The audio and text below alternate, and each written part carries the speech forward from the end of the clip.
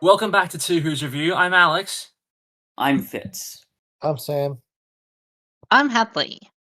and today we will be reviewing The Stones of Blood, which is a Fourth Doctor story. It is the third story in the Key to Time story arc, and the 100th story the Doctor Who ever aired. Wow. Ooh. Huh. They didn't make a celebration of it, they only did that for anniversaries in the classic era. But that's a fun little bit of trivia about this episode, which I thoroughly enjoyed. Yeah, I thought it was pretty fun. Yeah. I fuck hard with the Key to Time arc. I'm loving these guys. I don't know why I joined for this one. Why would you have me watch the end of an arc? It's not the end of an we arc. didn't watch you watch the end of an arc. We watched you watch part 3 of 6 of an arc. Oh Yeah. God. Yeah. Look, I didn't hate it, but man, I really just have nothing to say. I liked the first half, and then I just checked out when they got on the ship. I'm sorry. That's fair enough. Honestly, it does take a pretty sudden curve into that kind of realm. And especially when part 4 is almost exclusively a courtroom drama, I'm kind of like, okay, this is slowing down quite a lot. I enjoy that side really of the show. on board for it. I was like, this is not where I was expecting this to go, but Yeah. I'm having fun with it. But I do not fault anyone for being like, what the fuck is happening? Yeah. We were just doing Stonehenge witch shit, and now Navi from Legend of Zelda is trying to try the Doctor for crimes against the universe and shit. It really does take a hard pivot in what the main threat is going to be. I expected Cicera or whatever her name was to be the main threat the entire time, and the Na'vi would be some kind of a sub thing or an extra layer, or be there literally just to explain the backstory and the lore. But the fact that they basically steal the spotlight from her and become the main antagonists for 20 minutes is a bit of a whiplash kind of move. Even though they are very you just fun. Called them the Na'vi, like the fucking Avatar cat people. No. I was okay. Did I misremember the name of the fucking Zelda I think fairy? it's just it's just Navi. Navi. There's no no apostrophe pause. Okay, I understand. Yeah. Yeah, I thought it was quite fun. You see, Hadley, when a story takes a big pivot like that, that's what we call subversion in writing. Oh. And that's what makes it really in fairness, exciting. Fitz, you are the last person who should be pointing fingers and saying, just enjoy things that are fun. You know what, Fitz? I like The Last Jedi, so you might be on something there. I'm starting to come around to your side. Okay. Hey, look, I like fun things. I just like fun things that are. Yeah, I don't know how to finish that sentence. Yeah. Why would you say something controversial in it? So true. Just to catch you up, Hadley, on what the Key to Time is about. From my understanding at this point, I've only seen the first half of this story arc, but it's literally just 3 completely disconnected episodes of the show, that at the end of which they find the MacGuffin that they were there to find, and then they go off on the next adventure. My cultural touchstone for this type of storytelling is Australia's greatest young adult novel series, Deltora Quest. That is fair. That is a good call. It is a series of largely isolated episodic adventures with the blank of blank, and at the end of each one they get another piece of the thing that they need for the finale. Yeah. Okay, but hear me out. Hear me out. Avengers Infinity War. I mean, that's also a thing. Yes, you have named another piece of media. Thank you. Spyro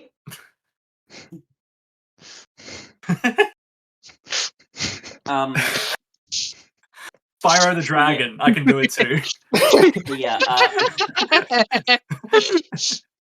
But what other things are there in which you must find the red jewel in over 7 realms? JoJo's Bizarre Adventure Part 2, Phantom Blood. No, that's not it. Battle Tendency. Yeah. Well, What's the Are funny the thing I Dragon find Balls? interesting. Do the Dragon Balls count? Yes, Yeah. god Sure, damn it! why Of not? course they do. What a dumb question. Add it to the list.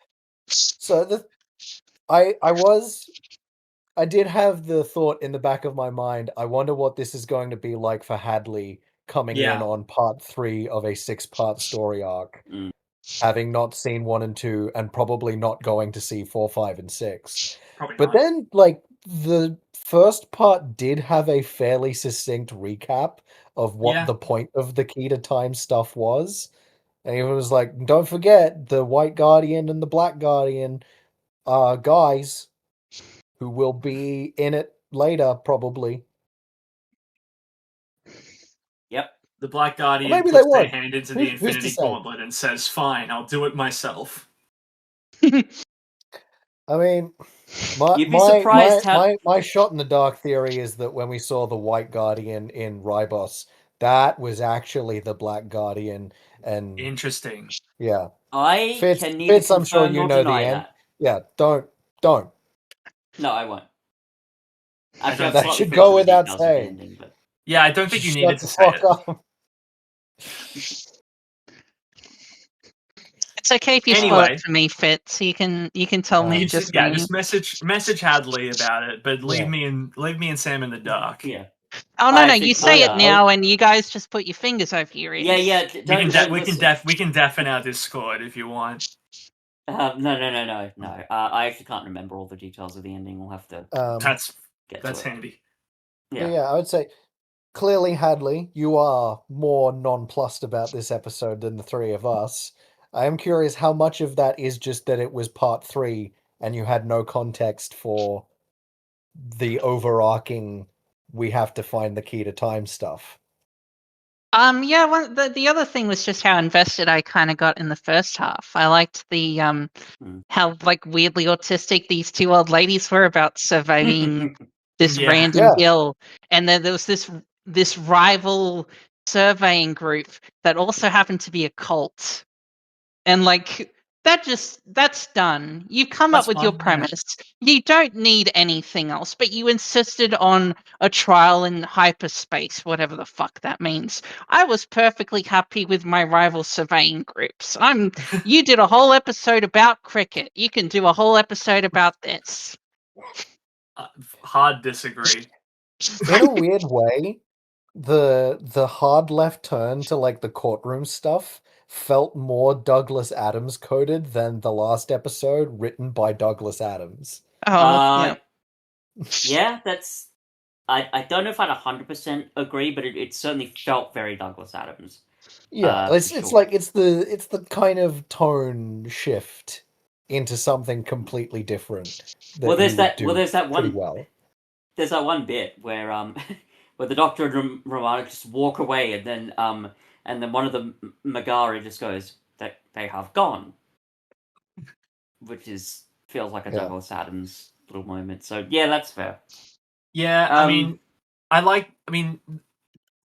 I'm only speaking from my vantage point, but based on like every scene we got with, as you described them, the two autistic archaeologists having little adventures on the hill, I was almost 100% certain that the younger one was going to have something shady going on the entire time, just based on her demeanor in general. Like I wasn't really She just fooled by it at talks any like a point. village. She's like, Yeah. I wonder if perhaps I have any secret plans. No. That being I said, though, couldn't like it I got to the got point my where she was voice laying it on. back. She was He's laying it on repeating after so thick. me. I was yeah. But like it got to the point where Vivian is her name. She was Yeah. laying it on so thick. I was just like, is she just doing a bit? And then Do you as mean it like turns out she's later not. on? But at the same time, I was just like, man, I kind of wish these clearly lesbian archaeologists who live in a little cottage together as roommates, air quotes. History will call them roommates. Yeah. Eligible bachelorettes. Yeah. Yeah. That being said, though, like putting aside the fact that Vivian was a clear villain from the start, Professor Rumford is perhaps one of my favorite side characters to exist Yeah, in she's Classic really Who. fun. I think she's just very charming and likable, and there's something so fun about what even in the second half when she's like coming to terms with the wackiness of her situation. Yeah. There's something about how nonplussed she is about a lot of it that makes me feel so endeared to her. I just She want gives this little me- old lady to be safe and protected at all Yeah, costs. she gives me very strong Wilf vibes. Yes. Yeah, actually.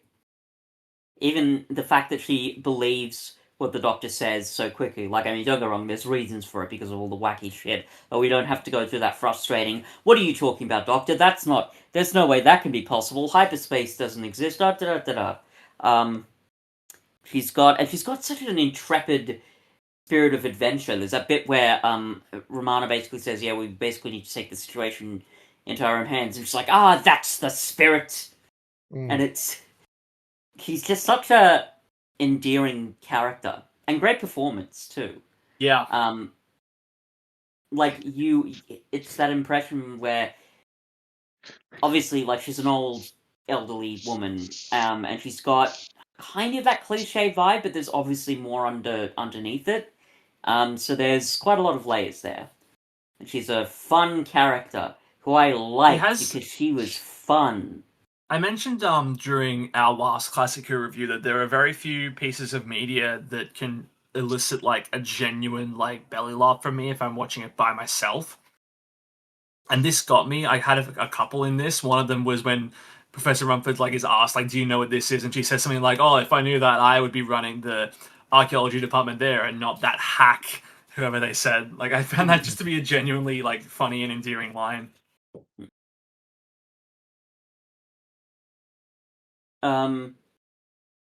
K9's got some stuff to do in it. That's Yep. nice. Yeah, he gets a lot of play. K9 is 2 for 2 on not being useless in a story, which is so novel for him. From what I remember of Kroll, is going to change very quickly because I'm pretty sure he stays in the TARDIS the whole time because they're on a mud planet. They're on a mud planet, so he's just like, I can't go out. I'll just get stuck don't immediately. write a mud So I'm planet if just you've going got to stay K9. here. I've only how are seen they- 2 serials with K9, and both of them, the Fourth Doctor is a really big dick to him. That doesn't change. Yeah. Cool. Well, he's quite a bit kinder Speaking here, of it the must be core said. TARDIS cast, Hadley, probably the only thing about Key to Time that wasn't like briefly explained at the start is that Romana is here against the Doctor's wishes, more or less. Which She's is a Time Lord, right? yeah. Like she's Yeah. she's younger than he is. I think she's like 80 something, which may as well be the same age that most Doctor Who companions are by human standards. But yeah, she was assigned to him by the High Council of Gallifrey to accompany him on this. Yeah, he turned out to be the White Guardian. It's the unique dynamic that we don't see very often. Of the Doctor did not ask this companion to come along; he's just sort of stuck with them. And despite that, he's still nicer to this companion than the Sixth Doctor is to many companions he chooses. I was gonna say, like, I'm not really noticing a huge difference. And like they do something similar in the new show with Belinda to diminishing results. Yeah. But yeah, or hell, the Runaway Bride, which gave us the best companion. Yeah. Exactly, yeah. But yeah, K9, his use in this is quite good, I think. Again, a couple of my laughs came from him in this as well. Like, K9, you've always wanted to be a Bloodhound. Negative. Well, now's your chance. I really like that. Yeah. Yes, that was really good. What's tennis, K9? Oh, what type of tennis? Oh, forget it. Okay, tennis. It's also fairly emotional, surprisingly so, when he seems to nearly die. And it was great actually that Romana could come in and say, you know what, I'll do this. I'll fix up the molecular yada yada and save him. And the Doctor calls it brilliant. K9's state of being in repair does factor into the back half of the story as well, when he's struggling to hold off the rock giants. That's a big part of it, how he has to recharge and stuff. I like that they didn't just they could have sidelined him at that point and had that be like a big deal, like, oh no, K9's out for repairs, we can't use him anymore. That could have been one thing, or they could have just have him show up again and be back to working order and completely fine. I kind of prefer the middle ground, because I think I do like K9 more than I like not having him in it. So it was nice that they found a way to make the big moment of K9 might genuinely be done for here, like, factor into the rest of the episode. You mentioned, Hadley, that you were more won over, I guess, by the first half of this story as opposed to the second. I do kind of agree with you to a certain extent. There is like something to the stuff that they're discussing in the first half, like this Celtic, gods and the stone circles and what that might have to do with everything. I did find that stuff pretty interesting. I did sort of wonder for a second, is this somehow going to link back to 73 yards, but that's not where they go with it. They go in a different direction. I don't think this is the era of Doctor Who where they were willing to like treat different mythologies and religions as like the gods of being like actual gods from a different realm, as opposed to just like, oh no, they're just aliens in disguise. The 73 yards was definitely one that I went to when I saw the not Stonehenge. Yeah, but it's definitely a different interpretation, where the stones themselves are actual aliens who walk around and soak up blood to power themselves up. That's definitely a unique kind of monster for this show. They're a perfect level of classic Goofy that I'm just here for. The sliding boulders coming at people. Yeah. Oh, delicious. Well, that's the funny thing, right? You say, Cuff, that it's unique for this show, but it's a thing that almost only could happen on Doctor Who. Like, it's such a weird...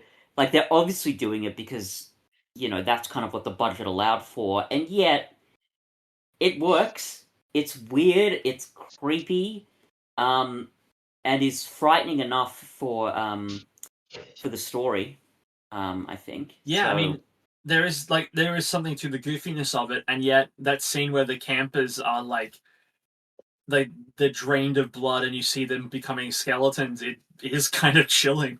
Can we talk about that for a second? I'm sorry to detour here, but I'll forget about this if I don't mention it. Sure. So, to put it bluntly, can we talk about the two people fucking in the tent? Yeah. I don't see a problem with that. No, it's not that I have a problem. I'm just surprised. Sorry? You gonna kink shame? No, I was just surprised. We don't know that that's what they were doing. Maybe they were doing completely non-sexual camping things. Well, let's see what we've got. We got Pat, who's the woman who comes out almost surreptitiously in the second half, a few minutes after.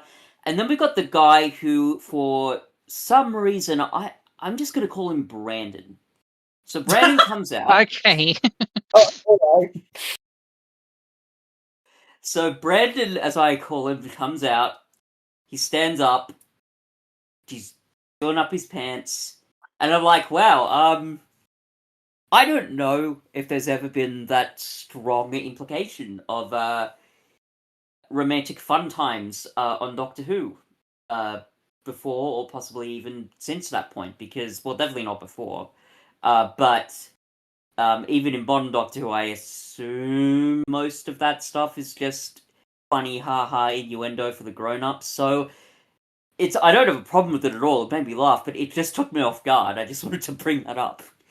Because, if I didn't, I would forget about that. That was odd. Anyway. Still had a more gruesome death than the well.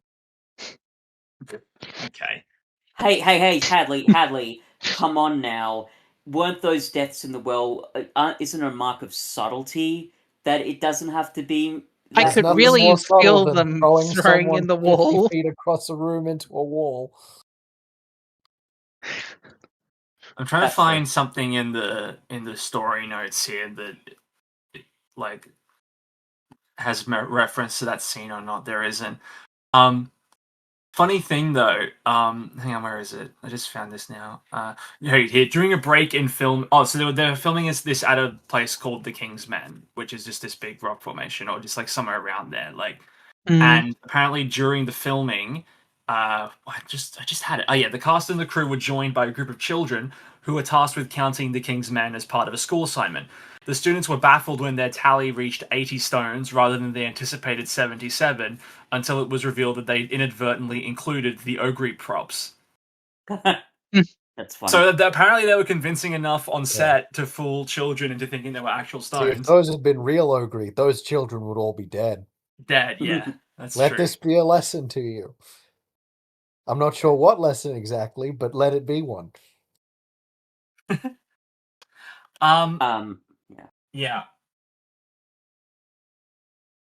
Can we talk about Romana for a minute? Because Sure. So, I like her in this story. She's given a fair bit to do, and I also really love the back and forth she has with the Doctor. There's like she can really stand up to some of his snarkiness. Like even if she doesn't have the same knowledge set as the Doctor, she's clearly very intelligent. And I really like that bit at the beginning where she just hands the Doctor the little scanner baton thing, and she's like, "Oh yeah, maybe you should just go off and find our next destination." He goes off, and then he comes back, and he's like, "I've decided to go and find our next destination." And it's just that, I don't know. I just find those moments really funny and intriguing.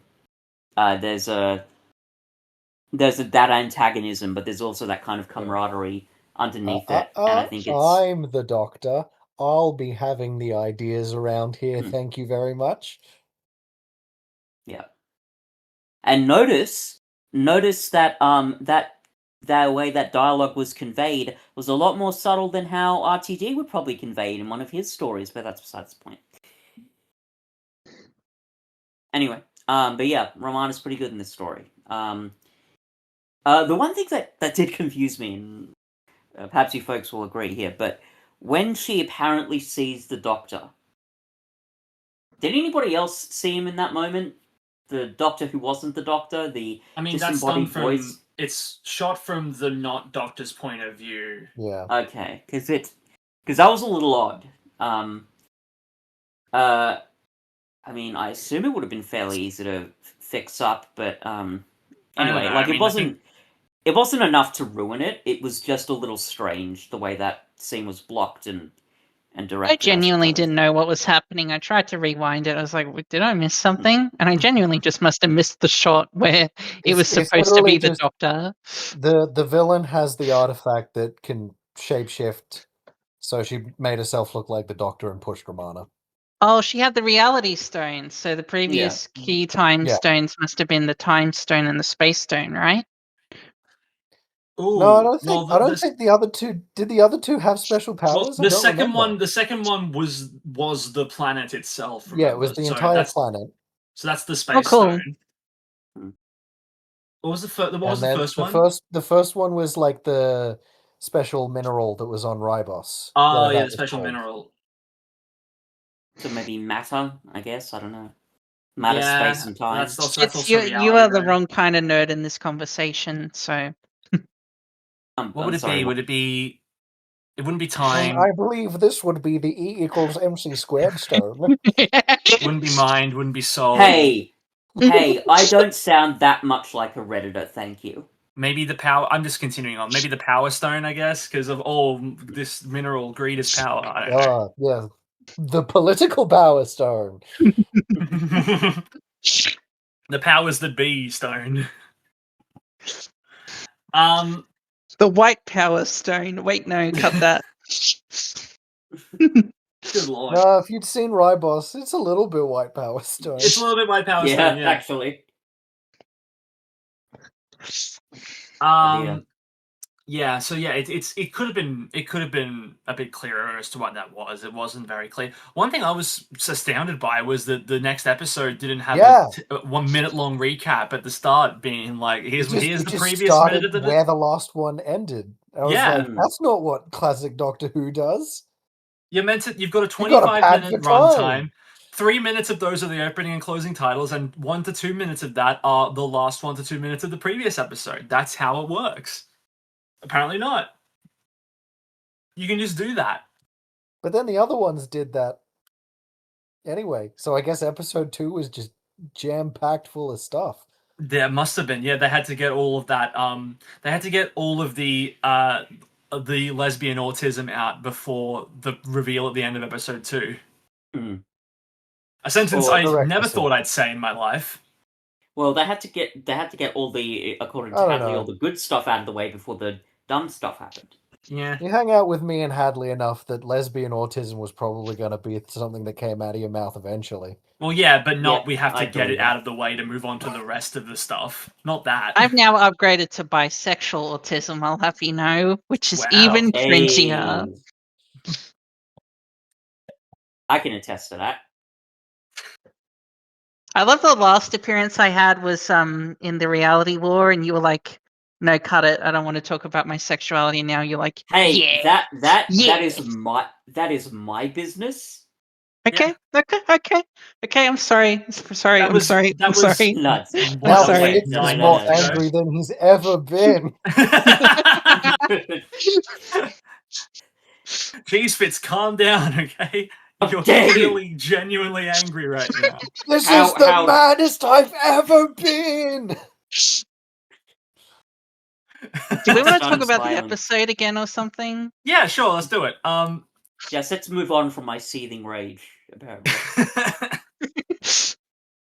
I do think that I'm surprised at how little that fucking cultist was in the story, because I really thought he was going to play a much bigger role. Like, presumably, if they had really like doubled down on the cult versus the druid versus the archaeology stuff as the main concept of the story, he probably would have played a much larger role. Him against the god. But like he's really hamming it up a lot for that first episode, which I'm not opposed to. I think for a role like that, you really gotta ham it up if you're going to be this cult leader willing to make blood sacrifices to the ogre or whatever, like in the name of this. Yeah, like you really gotta be very like. Wait, are you saying that even then, leader... something I found interesting, even in the cult's like brief appearance, is the disagreement. Like normally, you don't get to see a cult member speak out against their cult leader so openly. It was kind of refreshing to see that like the other people in the cult got to be people with their own opinions in this story. But are you saying that a cult leader needs a big personality? Hey, Elon Musk left the Trump administration and then outed himself and Donald Trump as being in the Epstein files. That was pretty good. Pretty good? Yeah. Being in the Epstein files is based. Are we going to say anything in this episode that doesn't get cut? Go on. Just ignore me. Ignore me. It's better to ignore me. So I wasn't entirely clear on what hyperspace was. Like they had a lot of technical scientific jargon that they had that was like, okay, here's a loose explanation, and I was kind of like, okay, I kind of get it. But then when they went to the alternate dimension, I was like, okay, so wait, what is this? This is the place that you be so that you can travel faster than light, but now they're not traveling. Like I was kind of unclear on what it was supposed to be by the end of it. I think they were kind of like throwing several different concepts they were of interacting dimensions into a cauldron and then just like fucking stirring the shit out of it. Hyperspace is cool because just because it's the space between spaces. Yeah, well, that's the void though, and that's got a thing in Doctor Who. That's the void. That's where the Daleks lived for a little bit. Yeah, but I just assumed it was like it wasn't yet. No existence. Yeah, I mean, It's another dimension. And you sure. can go there with a portal. That's all it really needs to be.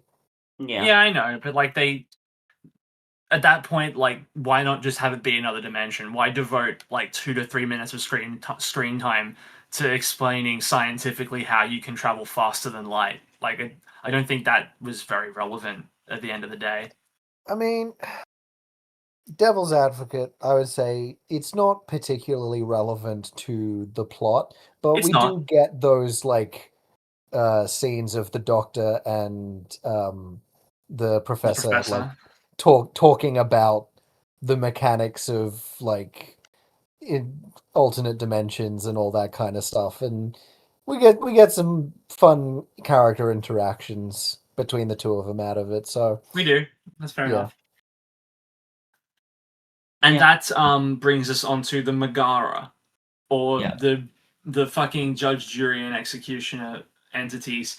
We get to see the Doctor pull out a lovely barrister's wig. He'll reuse that in the Starbeast. Mm. I this isn't again like I wasn't expecting it to take up so much time. I thought it was just going to be a brief little bit again, like in the Starbeast, and then we team up with the Megara against the lady. I wasn't expecting like 15 to 20 minutes of circling legalese. This is how we resolve the plot with this court case. Oh, by the way, this is a really tiny element, but I did take note of it. There's a moment when they arrive on the ship where it's almost like the Doctor is engaging in some prejudice. Because he goes up to the door, he looks in the window, he sees a Wirren, which is a creature that is from a previous Doctor Who story where they were the antagonist, and the first thing he says is, "Oh, this must be a prison ship." To be fair, he also sees shackles on the walls. I guess so, but it... Plausible deniability. They're at it again. Plausible deniability. Yep. Something that I also like, back on the courtroom stuff, I think I would have found it a bit more satisfying if the Doctor had found some kind of legal loophole to exploit to get around it, instead of just pulling the villain into the execution beam and interrupting it. And then, like, we have I mean, I guess it is technically a loophole, but it's sort of like, we can't enter the mind until they're unconscious or unable to testify for themselves, like, which hadn't been brought up at all before that point. Like, I don't know, I didn't find it very satisfying how the villain was eventually exposed or taken down or thwarted in a way. Like, I don't know, I expected some big, like, the Doctor works it out, the Doctor gets to say objection, the Doctor gets to Atticus Finch his way out of the situation, but it doesn't really happen that way. I mean, I didn't mind it. I liked how that's how the Doctor finally convinces the Megara to use like the mind probe. I thought that was interesting, quite satisfying. That being said, yeah, like it would have been more interesting if he did use like some weird legalese to, or even worm catching his her way out of in it. some kind of obvious Yeah. lie in the testimony to warrant them using the beam, you know? Like a Phoenix Wright moment. Yeah, a Phoenix Wright moment, finding some kind of obvious discrepancy in what she's saying to allow them to call her character into question, to use the truth beam to figure out who she is. And then we get to have a big outburst moment from our main villain, and then she gets to put up a final stand, she gets to call on the Ogre to protect her, and that leads to a bit more of a climactic showdown than just, whoops, I've accidentally knocked her unconscious and now we can deal with it. Well, that bit confused me a little One, bit. you say big showdown, but we also see the Megara just be like, no, you're dust now, fuck you. So yeah, I don't think the Ogre would have done all that much. Well, no, but like we could have at least seen the villain's last stand as opposed to just waking up and figuring out she's fucked. I would say I would agree with you, Cuff, if the court stuff was a bigger focus of the overall serial and not like a weird curveball. That as much as I liked it, I was like, this is a weird thing to do with only like 20 minutes left in this story. I'm here for the ride, but like I don't need the full dramatic courtroom story experience. Well, I think that's why I want that though. I think that's actually. I think I had the exact inverse approach because it is such a weird curveball specifically for this episode. I expected there to be something more that they did with it. And I expected it to be like a very. I expected it all to tie in together with the previous 3 episodes a little bit more than I think it did. I mean, Cuff, I think you've mentioned before you've got a bit of a weakness for courtroom dramas, don't you? I mean, yeah, but I wouldn't necessarily say that that's really applied here. I think I'm more just like episode 4 just felt like so disconnected from the previous 3 that I expected there to be a clever way it worked back in, and when there wasn't, I was like, oh, okay. Well, it was just a courtroom thing then. One thing that I did find a little bit confusing is when they're using the Megara using the death ray against the Doctor. I don't know. Like, I felt confused about, well, did he push Vivian in the way? Did they both take the impact of the beam? If they did, why didn't they both die? I don't know. I think my read on that situation after it happened is that the beams are have some kind of electricity properties, where it's like one of them, like while holding the other person, it's conducted through both, and they were able to stop the beam before it reached lethal dose because they hadn't declared her guilty of anything, so couldn't execute her. See, that may be true, but that's a lot of, leaking. It is. It is a lot of leaking done there to figure that out. Like, I imagine it like if you were just going to shoot him with a gun, but you had the power to, when he pulls someone in front of him, change the bullet from a bullet to like a tranquilizer dart. Yeah. Which I believe these guys could do that. Yeah. I guess so. I just think for me, I wanted, that was one of the bigger issues I think with those last couple of episodes. I wanted that to be a bit clearer. So it's sort of similar to you, Cuff. I wanted that ending to be a bit more satisfying. So that it all sort of came full circle. I really like the Megara. They're really fun. They're weird and annoying and comedic. There's also, I don't know, like you mentioned the Douglas Adams thing, and that's fair because they are funny. But I like the whole confronting these hoity-toity bureaucratic types. There's something weirdly compelling about that that I quite enjoy, and so showing the sort of callousness and the arrogance they have while they think they're doing the right thing. Because it's like, oh, I defended you. I did it to the best of my ability. You're still gonna die, but at least I tried. So I think it's amusing that the way their laws work is unlock a door, death, interfere with these like life forms and impersonate a god on a grand scale, 1,500 years jail. And then what was the thing that she actually did? The original crime that stealing the big seal. Yeah. Which so was stealing the seal, eternity in prison. Yeah, but opening a tiny seal, death. Yeah, but also impersonating a religious figure and manipulating other life forms would surely. I mean, I don't know if they figured out it had to do with murder, but it sort of implied that's 1,500 years. These guys really want their doors locked.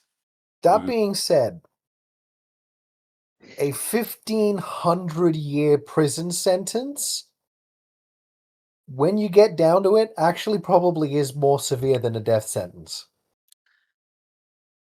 For a regular life form, sure. For this like already 4,000-year-old alien being, maybe not. It is still more than a quarter of her life, though. At that point, yeah. I do see what you mean, Cuff. Yeah, like and I've seen it in other forms of fiction. Like if you have like an immortal character that's confined to prison for 10,000 years, it's possible that may not feel like a very long time for such an old character. But yes, it's still a while for a being that's only 4,000 years old. The prison sentence then becomes perpetual, which at that point might as well be death. Yeah. Especially since the prison is becoming a rock.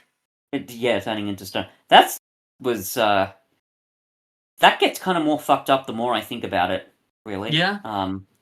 and it kind of goes to show that they are the Megara. They are quite malevolent in the sense that their idea of justice is very one. It's very divorced to anything we would recognize as justice, but it's so kind of vicious that they don't like the Galactic Federation. And what is it? They blew up a galaxy or something when they figured out, well, your laws suck, so we're going to take it into our own hands now. Also, if I had a nickel for every episode of this show where the four of us reviewed an episode where a character turned into stone at the end, I'd have 3 nickels, which isn't a lot. Which I'm pretty good. Yeah. And in 2 of those instances, it was depicted as a bad thing, which is correct.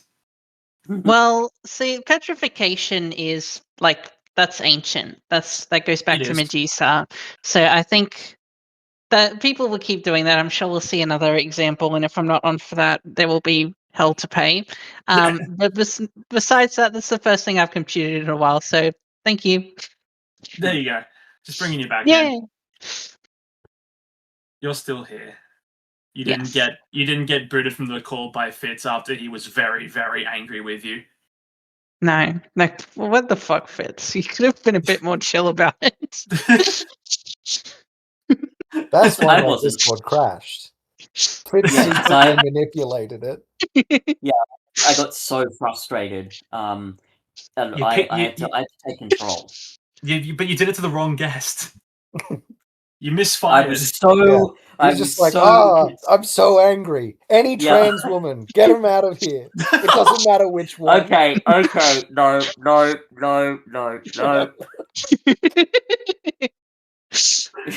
Oh, fuck me. They're all the same. Okay. Oh my god. Oh dear. Well, you really turned that one around on me, didn't you, Sam? Hey, Fitz, calm down, okay? It's just a joke. Chill. Yeah. Stop being so angry at Sam. I don't like getting bullied on my own podcast. Is there anything more we have to discuss about you then? I know, I don't have anything more to say. Preferably not in public, Sam. I think I've pretty much covered everything I have to say about this episode. Yeah, what about you guys? I think so too. Yeah. I'll just say this. I do understand your frustration with it being very different in the end, because it's not all that narratively cohesive, and you really could have done a story that was just set on Earth with the stones of blood. Where one of the stones of blood, or there could have been something that was actually the key to time in disguise. Like that's certainly it would have been possible for them to do that. So the fact that they do sacrifice that early stuff is a little bit frustrating, because it is really interesting and very fun. That being said, I'm still pretty satisfied with what they replaced it with. I really enjoyed the courtroom stuff, and it goes to that thing that I like in Doctor Who, where they do try weird, wacky ideas, even if they, some work better than others. So, yeah, those are my thoughts. It would be interesting. You've mentioned before, Fizz, that there is or was a stigma about classic Doctor Who where it's like, oh, you only really need to watch the first and the last episode, and then you've got the gist of it. Imagine doing that with this story, where you've watched the end of episode 1, and it's like, oh no, there's living stones, and I don't think if you even get the living stones at that point. It's just, there's this weird cult, and Romana's hanging off a cliff. And then by episode 4, you're like, how the fuck did we get here? Yeah, that's true. It would be a strange ass whiplash to just watch episodes 1 and 4 of this. How are we thinking for scoring? What are we going to think about this? I'm going to give this episode a 7.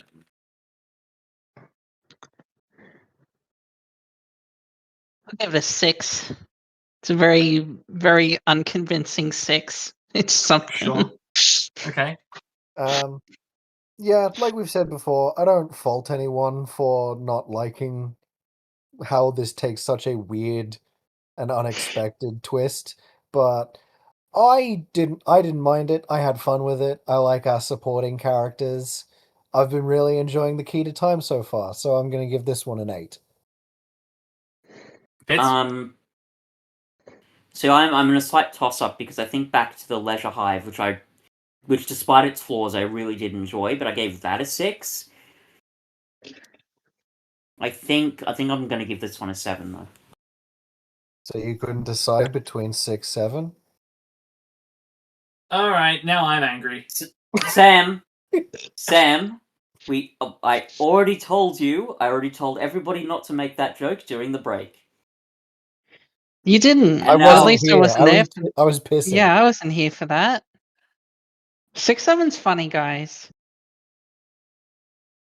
And And now this I'm was the the last angriest that episode I've of the ever podcast been. you'll hear Hadley and Sam on. Thank you guys. You've had such a long history with our podcast. It's a shame to see you go like this. But you know, that is the way that the stone's So I thrown. know No, it's Hadley. swings and roundabouts, huh? If I guess next so. episode Sam isn't pissed off, then we haven't completed the trifecta, so it's kind of disappointing. Well, we'll see, I guess, because next time on the show we will be reviewing Turn Left, which is Oh boy. another interesting counterpart to Midnight, but we'll see how that goes. But until then, And- I'm Alex. I'm Fitz. I'm Sam. I'm Hadley. And objection! You gotta subscribe to this podcast or you'll be in contempt of court.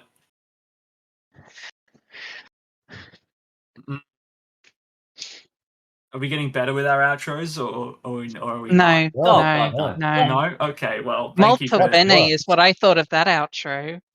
More like Whoa. molto shitty. Whoa!